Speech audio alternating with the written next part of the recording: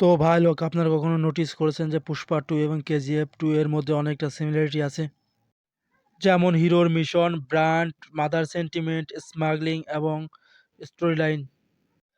আরও অনেক কিছু নিয়ে কথা বলবো আজকের ভিডিওতে।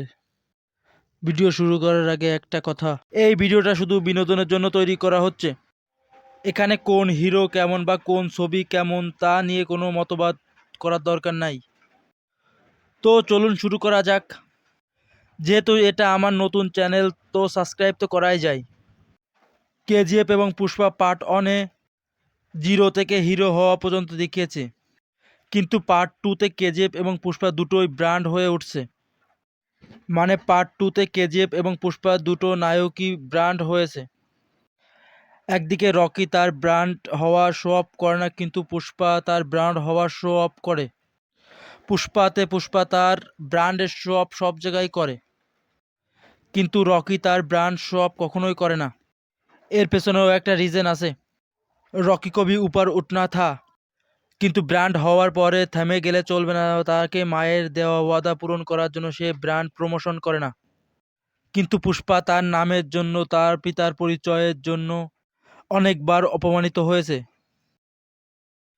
পুষ্পা তার ব্র্যান্ড দেখায় কারণ কেউ যেন তার বাবার পরিচয় নিয়ে কোনো কথা না বলে। আর এখানে এই পুষ্পা এবং কেজিএফ এর মধ্যে অনেকটা সিমিলারিটি পাওয়া যায়। পুষ্পা এবং রকি ব্র্যান্ড হওয়ার পরে যে পাওয়ার দেখায় তার মধ্যে অনেকটা সিমিলারিটি দেখতে পাওয়া যায়।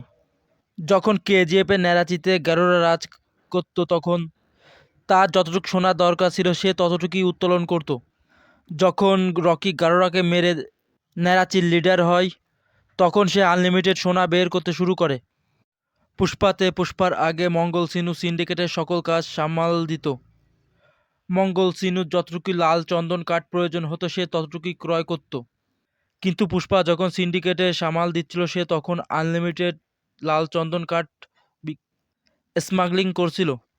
গাড়িতে, ট্রাকে, যেখানে খুশি সেখানে সে লাল চন্দন কাঠ স্মাগলিং করছিল। নেক্সট সিমিলারিটি হলো কেজিএফে রকি যখন ব্র্যান্ড হওয়ার পরে তখন তার ভিলেন, মানে পার্ট ওয়ানের ভিলেনগুলো অনেক দুর্বল হয়ে পড়ছিল। ঠিক তখনই রবিনা টন্ডন এসে এবং অধীরার এন্ট্রি হয়। অপরদিকে পুষ্পা ব্র্যান্ড হওয়ার পরে মঙ্গল সিনু এবং অন্য অন্য শত্রুগুলো নর্মাল হয়ে যায়। আর তখনই এন্ট্রি করে আমাদের নতুন ভিলেন, এই সিএম। আর মোস্ট ইম্পর্টেন্ট ক্যারেক্টার এই শেখাওয়াত, টাকলা ভিলেন। নেক্সট সিমিলারিটি হলো কেজিএফে রকিকে নিচে নামানোর জন্য রবিনা ট্যান্ডন তার লোকদের পাঠায় রকি সোনা চুরি করার জন্য, কিন্তু তারা কোনো সোনা পায় না, পায় শুধু একটা সোনার বিস্কিট। পুষ্পাতেও দেখবেন শেখাওয়াত পুষ্পার লাল চন্দন কাঠ ধরার চেষ্টা করেছিল, কিন্তু একটাও ধরতে পারে নাই। ধরে শুধু একটা গোল্ড বিস্কিটের মতো লাল চন্দন কাঠের একটা বেল গাড়ি। এই দুটো জিনিসই কেউ একটা ধরে রাখতে পারে। পুষ্পা ওই গাড়ি উড়িয়ে দেয় এবং কেজিএফ পুলিশ স্টেশন পুরো উড়িয়ে দেয় একটা বিস্কিটের জন্য।